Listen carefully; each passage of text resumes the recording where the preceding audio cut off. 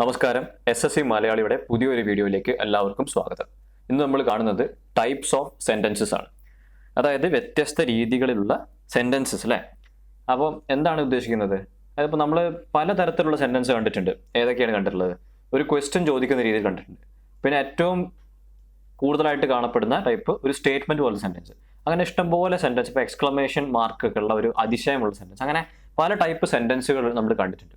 അപ്പോൾ അത് നമ്മൾ പല ഗ്രാമറിലെ പല ടോപ്പിക്സും പഠിക്കുമ്പോൾ നമുക്കിങ്ങനെ ഇതൊക്കെ വെച്ചിട്ടാണ് പറയാം, ഈ ടൈപ്പ് സെന്റൻസ് ഇങ്ങനെ ചെയ്യും, അപ്പോൾ ആ ടൈപ്പ് സെന്റൻസ് വരുന്നത് അങ്ങനെ പ്രയോഗിക്കുമ്പോൾ ഇങ്ങനെയാണ് വരേണ്ടത് എന്ന് പറഞ്ഞിട്ട് അത്തരം കാര്യങ്ങൾ എക്സ്പ്ലെയിൻ ചെയ്യുമ്പോൾ നമുക്ക് സെന്റൻസുകൾ ഏതാണെന്നുള്ളതിനെ പറ്റി ഒരു കൺസെപ്ച്വൽ ക്ലാരിറ്റി ഉള്ളത് നല്ലതാണ്. ഓക്കെ. അതുപോലെ തന്നെ സെന്റൻസുകളെ പോലെ തന്നെ പ്രധാനമായിട്ടുള്ളതാണ് ഒരു ക്ലോസ് എന്ന് പറയുന്നത്. എന്താണ് ക്ലോസ് എന്നൊക്കെ പറയുന്ന കാര്യം. അപ്പോൾ നമുക്ക് സ്റ്റാർട്ട് ചെയ്യാം. രണ്ട് ടൈപ്പ് ക്ലാസിഫിക്കേഷൻ ആണ് ആക്ച്വലി സെന്റൻസുകൾക്കുള്ളത്. 2 types of classification. അതായത് സ്ട്രക്ചറൽ ക്ലാസിഫിക്കേഷൻ, അതുപോലെ ഫങ്ഷണൽ ക്ലാസിഫിക്കേഷൻ. സ്ട്രക്ചറൽ ക്ലാസിഫിക്കേഷൻ എന്ന് പറയുമ്പോൾ അതിന്റെ സെന്റൻസിന്റെ മെയിനായിട്ട് സ്ട്രക്ചർ അനുസരിച്ചിട്ടുള്ള ക്ലാസിഫിക്കേഷനും, പിന്നെ ആ സെന്റൻസ് അതിന്റെ ഫംഗ്ഷൻ, എന്ത് ഫംഗ്ഷൻ ആണ് ചെയ്യുന്നത്, എന്ത് ടൈപ്പ് ഫംഗ്ഷൻ ആണ് അത് ചെയ്യുന്നത് എന്നനുസരിച്ച് രണ്ടാമത്തെ ക്ലാസിഫിക്കേഷൻ. ഒന്നാമത്തെ ക്ലാസിഫിക്കേഷൻ പറയുന്നത് ഇത്രേ ഉള്ളൂ. സിമ്പിൾ സെന്റൻസ് ഉണ്ടാവും, അതുപോലെ compound sentence, complex sentence, compound complex sentence. ഈ സ്ട്രക്ചറൽ ക്ലാസിഫിക്കേഷൻ നമ്മളെ സംബന്ധിച്ചിടത്തോളം അറിഞ്ഞിരിക്കേണ്ട ആവശ്യം മാത്രമേ ഉള്ളൂ. പക്ഷേ ഫങ്ഷണൽ ക്ലാസിഫിക്കേഷൻ എന്ന് പറയുന്നത് അല്ല, അസേർട്ടീവ്, ഇംപറേറ്റീവ്, അതുപോലെ ഇന്ററോഗേറ്റീവ് ആൻഡ് എക്സ്ക്ലമേറ്ററി. ഈ ഒരു ഫങ്ഷണൽ ക്ലാസിഫിക്കേഷൻ ആണ് നമുക്ക് കുറച്ചുകൂടി വിത്ത് റെസ്പെക്ട് ടു SSC നമുക്ക് മനസ്സിലാക്കേണ്ട ഒരു ടൈപ്പ് ഓഫ് ക്ലാസിഫിക്കേഷൻ. അതും നമുക്ക് അപ്ലൈ ചെയ്യാനാണ് നമുക്ക് ആവശ്യം. ഇത്തരം ടൈപ്സ് ഓഫ് സെന്റൻസ് എന്തൊക്കെയാണ് ഈ അസേർട്ടീവ് സെന്റൻസ് എന്ന് പറഞ്ഞാൽ, അല്ലെങ്കിൽ ഏതൊക്കെ ടൈപ്പ് സെന്റൻസിനെയാണ് അസേർട്ടീവ് സെന്റൻസ് വിളിക്കുന്നത്, ഏതൊക്കെ എക്സാമ്പിൾസ് ആണ് ഇംപറേറ്റീവ് സെന്റൻസിനുള്ളത്, ഒരു ഇന്ററോഗേറ്റീവ് എന്ന് പറയുമ്പോൾ അത് ഏതൊക്കെ കേസുകളിലാണ് പ്രയോഗിക്കുന്നത്, എക്സ്ക്ലമേറ്ററി സെന്റൻസ് എന്നൊക്കെ പറഞ്ഞിട്ട് ഇതൊക്കെയാണ് നമുക്ക് കൂടുതലായിട്ട് അറിയേണ്ടത്. ഓക്കെ. അപ്പോൾ നമുക്ക് സ്റ്റാർട്ട് ചെയ്യാം. സ്ട്രക്ചറൽ ക്ലാസിഫിക്കേഷൻ വെച്ച് ആദ്യം സ്റ്റാർട്ട് ചെയ്യാം.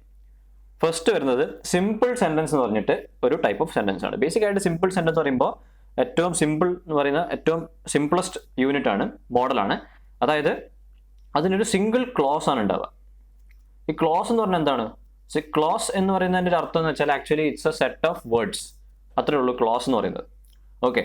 അപ്പോൾ ഒരു സിംഗിൾ ക്ലോസ് ആണ് ഉണ്ടാവുക. അതായത് ഇവിടെ നമ്മൾ ഉദ്ദേശിക്കുന്നത് സിംഗിൾ വേർബ് ആയിരിക്കും. ആ ക്ലോസ് എന്ന് പറയുമ്പോൾ ആ ക്ലോസിൽ ഒരു വേർബ് ഉണ്ടാവും. അപ്പോൾ സിംഗിൾ വേർബ് ഉള്ള ഒരു സെന്റൻസ് ആണ് സിമ്പിൾ സെന്റൻസ്. പക്ഷേ അത് മാത്രം പോരാ, അത് ഇൻഡിപെൻഡന്റ് ആയിരിക്കണം. ക്ലോസ് ഇൻഡിപെൻഡന്റ് ആവുക എന്ന് പറഞ്ഞാൽ എന്താണ് അർത്ഥം? ഇൻഡിപെൻഡന്റ് ക്ലോസും ഡിപെൻഡന്റ് ക്ലോസും ഉണ്ട്. അതായത് ഇൻഡിപെൻഡന്റ് ക്ലോസ് എന്ന് പറഞ്ഞാൽ, ഇപ്പം ഇൻഡിപെൻഡന്റ് ക്ലോസ് എടുക്കുകയാണെങ്കിൽ ആ ക്ലോസ് ആ ഒരു സെന്റൻസിൽ എന്താണ് ഇൻഡിപെൻഡന്റ് ആയിട്ട് വേറൊരു സെന്റൻസിന്റെ ഭാഗത്തെ ഡിപ്പെൻഡ് ചെയ്യാതെ അത് ഒറ്റയ്ക്ക് ഇൻഡിപെൻഡന്റ് ആയിട്ട് നിൽക്കാൻ പറ്റും. അങ്ങനെ ഇപ്പം ആ ഇൻഡിപെൻഡന്റ് ക്ലോസിനെ നമ്മൾ എടുത്തിട്ട് വേറൊരു സെന്റൻസ് ആക്കിയിട്ടുണ്ടെങ്കിൽ അത് കംപ്ലീറ്റ്ലി ഒരു ലോജിക്കൽ സെന്റൻസ് ആവും, ഒരു കംപ്ലീറ്റ് സെന്റൻസ് ആവും. പക്ഷേ ഒരു ഡിപ്പെൻഡന്റ് ക്ലോസ് ആണെങ്കിൽ ആ ഡിപ്പെൻഡന്റ് ക്ലോസ് നമ്മൾ സെന്റൻസിന് മാറ്റിയിട്ട് വെച്ചിട്ടുണ്ടെങ്കിൽ അതവിടെ അപൂർണ്ണമാണ്, ഇൻകംപ്ലീറ്റ് ആവും. ഓക്കെ. ഇപ്പോൾ ഫോർ എക്സാമ്പിൾ നോക്കുകയാണെങ്കിൽ I aspire to become a central government officer. ഇതൊരു സിംഗിൾ ക്ലോസ് ആണ്. ഈ ക്ലോസ് എന്ന് പറയുമ്പോൾ ഇവിടെ ഒരു ക്ലോസേ ഉള്ളൂ, അത് ഇൻഡിപെൻഡന്റ് ക്ലോസ് ആണ്. I aspire to become a central government officer എന്ന് പറയുന്നത് ആക്ച്വലി ഒരു ഇൻഡിപെൻഡന്റ് ക്ലോസ് ആണ്. അപ്പോൾ ഒരു സിമ്പിൾ സെന്റൻസ് ആണെങ്കിൽ ഒരു സിംഗിൾ ക്ലോസേ ഉണ്ടാവാൻ പാടുള്ളൂ. ആ ഒരു സിംഗിൾ ക്ലോസ് മാത്രമാണെങ്കിൽ അത് എന്തായാലും ഇൻഡിപെൻഡന്റ് ആവാൻ പാടുള്ളൂ അല്ലേ. ഡിപെൻഡന്റ് ക്ലോസ് ആണെങ്കിൽ ആ സെന്റൻസ് പൂർണ്ണമാവില്ല. അപ്പോൾ single close which is obviously independent and it cannot have another close. മറ്റൊരു ക്ലോസ് ഉണ്ടാകാൻ പറ്റില്ല. ഒറ്റ ക്ലോസ് ഉള്ളതാണ് സിമ്പിൾ സെന്റൻസ് പറയുന്നത്. ഇനി അടുത്തത് കോമ്പൗണ്ട് സെന്റൻസ് എന്ന് പറഞ്ഞാൽ എന്താണ്? It will have more than one independent close. ഇപ്പൊ കോമ്പൗണ്ട് എന്ന് പറയുന്ന ഒരു വാക്ക് കണ്ടാൽ തന്നെ എന്താണ്, നമുക്ക് ഒന്നിൽ കൂടുതൽ ഉണ്ടാവും എന്നാണ്, നമുക്ക് ഉണ്ട് എന്നാണ് അതിന്റെ ഒരു മീനിങ് അല്ലേ. അപ്പം നമുക്ക് സിമ്പിൾ കോമ്പൗണ്ട് എന്നൊക്കെ പറയുമ്പോൾ നമ്മൾ പണ്ട് മുതലേ പല കോൺസെപ്റ്റ്സും പഠിക്കാറുള്ള, ഡെഫിനിഷൻ പഠിക്കാറുള്ള. അപ്പൊ അത്രേ ഉള്ളൂ. More than one independent close. Independent ആയിട്ട് കിടക്കുന്ന രണ്ട് ക്ലോസ്, ഒന്നിൽ കൂടുതൽ ക്ലോസ് ഉണ്ടാവും കോമ്പൗണ്ട് സെന്റൻസ്. രണ്ടെന്നല്ല, ഒന്നിൽ കൂടുതൽ ഉണ്ടാവും, മോർ ദാൻ വൺ. അത് മാത്രമല്ല ഡിപെൻഡന്റ് ക്ലോസ് ഉണ്ടാവില്ല കോമ്പൗണ്ട് സെന്റൻസിൽ. ഓക്കെ. കൺജങ്ഷൻസ്, പങ്ക്ച്വേഷൻ എക്സെട്ര എന്തുണ്ട്, അത് ഈ ക്ലോസുകളെ തമ്മിൽ ജോയിൻ ചെയ്യിക്കാൻ യൂസ് ചെയ്യും.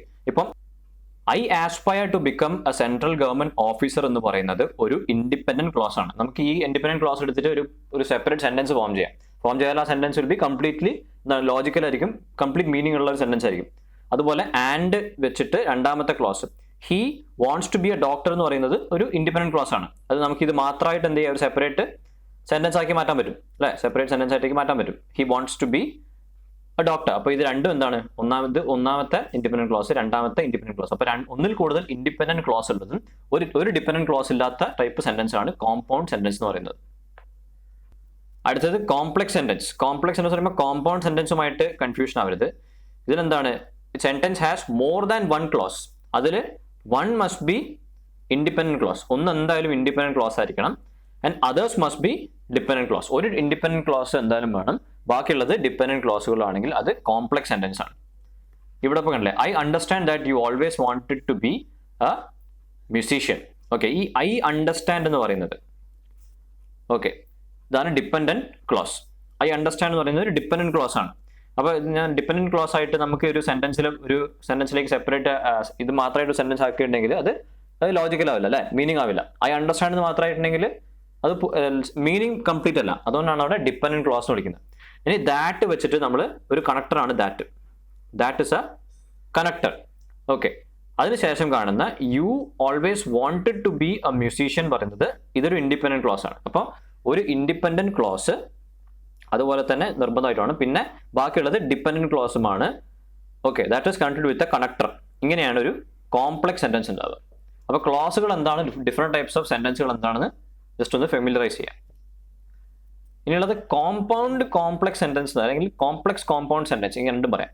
ഇതിലെന്താണ്, at least 2 independent clauses and at least 1 dependent clause. Minimum 2 independent ക്ലോസിംഗും വേണം, അതുപോലെ ഒരു ഡിപെൻഡന്റ് ക്ലോസും വേണം. I understand that you always wanted to become a musician. ഇവിടെ ഐ അണ്ടർസ്റ്റാൻഡ് നമുക്കറിയാം എന്താണ്, ഇത് മാത്രം എന്താണ്, ഒരു ഡിപെൻഡന്റ് ക്ലോസ് ആണ്. You always wanted to become a musician എന്ന് പറയുന്നത് നമുക്കറിയാം ഒരു ഇൻഡിപെൻഡന്റ് ക്ലോസ് ആണ് അല്ലേ, ഇൻഡിപെൻഡന്റ് ക്ലോസ്. ഇനി ബട്ട് എന്താണ്, I always wanted to become a doctor അല്ലേ, I always wanted to become a doctor വീണ്ടും എന്താണ്, ഒരു ഇൻഡിപെൻഡന്റ് ക്ലോസ്. അപ്പോൾ 2 ഇൻഡിപെൻഡന്റ് ക്ലോസും ഒരു ഡിപെൻഡന്റ് ക്ലോസുമാണ് ഇവിടെ ഉള്ളത്. അപ്പോൾ ടൈപ്പാണ് കോമ്പൗണ്ട് കോംപ്ലക്സ് സെന്റൻസ്. ഇതൊക്കെ നമുക്ക് ജസ്റ്റ് ഒന്ന് അറിഞ്ഞിരിക്കാൻ മാത്രമാണ് എന്തൊക്കെയാണ് ഡിപെൻഡന്റ് ക്ലോസ്, ഇൻഡിപെൻഡന്റ് ക്ലോസ്, എങ്ങനെയാണ് സെന്റൻസുകൾ ഫോം ചെയ്യുന്നത്. അപ്പോൾ അതിന് സെന്റൻസുകളും വേർഡ്സുമായിട്ട് കൂടുതലായിട്ട് ഫെമിലറൈസ് ചെയ്യാം. ഇനി ഫംഗ്ഷനലി നമ്മൾ നേരത്തെ പറഞ്ഞു, ഫംഗ്ഷണൽ ആയിട്ട് നമ്മൾ ക്ലാസിഫൈ ചെയ്യുന്നത് എങ്ങനെയാണ്, അസേർട്ടീവ് സെന്റൻസ് ഒന്നാമത്, ഇംപറേറ്റീവ് സെന്റൻസ്, ഇന്ററോഗേറ്റീവ് സെന്റൻസ്, അതുപോലെ എക്സ്ക്ലമേറ്ററി സെന്റൻസ്. എന്തൊക്കെയാണെന്ന് നോക്കാം. ആദ്യമായിട്ട് അസേർട്ടീവ് സെന്റൻസ് എന്ന് പറയുന്നത്, അല്ലെങ്കിൽ ഡിക്ലറേറ്റീവ് സെന്റൻസ് എന്ന് കൂടെ നമുക്കൊരു പേരുണ്ട്. ഓക്കെ, എന്താണ് അസേർട്ടീവ് സെന്റൻസ്? അസേർട്ടീവ് സെന്റൻസ് എന്താണെന്ന് വെച്ചാൽ മെയിനായിട്ട് നമുക്ക് സാധാരണഗതിയിൽ നമ്മൾ കാണാറുള്ള സ്റ്റേറ്റ്മെന്റ് ഉണ്ടല്ലോ, അതാണ് assertive sentence. It expresses N opinion or feeling or makes A statement or describes things. അതാണ് അസേർട്ടീവ് സെന്റൻസ് എന്ന് പറയുന്നത്. അത് സാധാരണത്തിൽ എന്താണ്, ഒരു ഫുൾ സ്റ്റോപ്പ് വെച്ച് എൻഡ് ചെയ്യും അല്ലേ. അപ്പോൾ അല്ലേ, he is an honest person, ഒരു സ്റ്റേറ്റ്മെന്റ് ആണ്. He is an honest person എന്ന് പറയുമ്പോൾ നമ്മൾ സാധാരണഗതിയിൽ പറയുന്ന ഒരു സ്റ്റേറ്റ്മെന്റ് ആണ്. എന്തൊക്കെ, expressing an opinion or A feeling or makes A statement or describes things. അതാണ് അസേർട്ടീവ് സ്റ്റേറ്റ്മെന്റ്. ശരിയാ, ഈ വാക്കുകളൊക്കെ ആയിട്ട് പരിചയപ്പെടുക. അസേർട്ടീവ് സെന്റൻസ് അല്ലെങ്കിൽ assertive statement. I am very happy today, അതും ഒരു ഫീലിംഗ് ആണല്ലേ, നമ്മുടെ ഒരു സ്റ്റേറ്റ്മെന്റ് ആണ്, എന്ത് വേണമെങ്കിൽ പറയാം, ഒരു ഫീലിംഗ് ആണ്. I am very happy today. Basic ആയിട്ട് നമ്മൾ പറയുന്ന സ്റ്റേറ്റ്മെന്റ്സ് ഒരു സ്റ്റേറ്റ്മെന്റ് ആണ് അസേർട്ടീവ് സെന്റൻസ് പറയുന്നത്. ഇനി ഇംപറേറ്റീവ് സെന്റൻസ് നമ്മൾ അങ്ങനെ ഒരു പ്രത്യേക ടൈപ്പ് ഒരു വാക്ക് പല സ്ഥലങ്ങളിലും കണ്ടേക്കാം. ഇതെന്താണെന്ന് വെച്ചാൽ to make a request or to give a command. ഒരു റിക്വസ്റ്റോ ഒരു കമാൻഡോ കൊടുക്കുന്ന അല്ലെങ്കിൽ അത് എക്സ്പ്രസ് ചെയ്യുന്ന ടൈപ്പ് സെന്റൻസ് ആണ്. ഇത് usually end with a full stop. ചിലപ്പോൾ എന്ത് ചെയ്യാം, ചിലപ്പോൾ ഒരു എക്സ്ക്ലമേഷൻ മാർക്ക് ചിലപ്പോൾ യൂസ് ചെയ്തേക്കാം. അപ്പോൾ പ്ലീസ് സ്റ്റോപ്പ് ടോക്കിംഗ് എന്ന് പറയുമ്പോൾ റിക്വസ്റ്റ് ആണ്, ദയവായി സംസാരിക്കുന്നത് നിർത്തൂ അല്ലേ. അപ്പോൾ ഒരു റിക്വസ്റ്റ് ആണ്, റിക്വസ്റ്റോ കമാൻഡ് കൊടുക്കുന്നതാണ്, ഒരു കമാൻഡും ആവാം. അത്തരം ടൈപ്പ് സെന്റൻസ് ആണ് ഇംപറേറ്റീവ് സെന്റൻസ്. ഒരു സ്റ്റേറ്റ്മെന്റ് അല്ല, പക്ഷേ എന്താണ്, ഒരു റിക്വസ്റ്റോ ഒരു കമാൻഡോ ആണ്. ഓക്കെ, കമാൻഡോ അല്ല, കമാൻഡ്.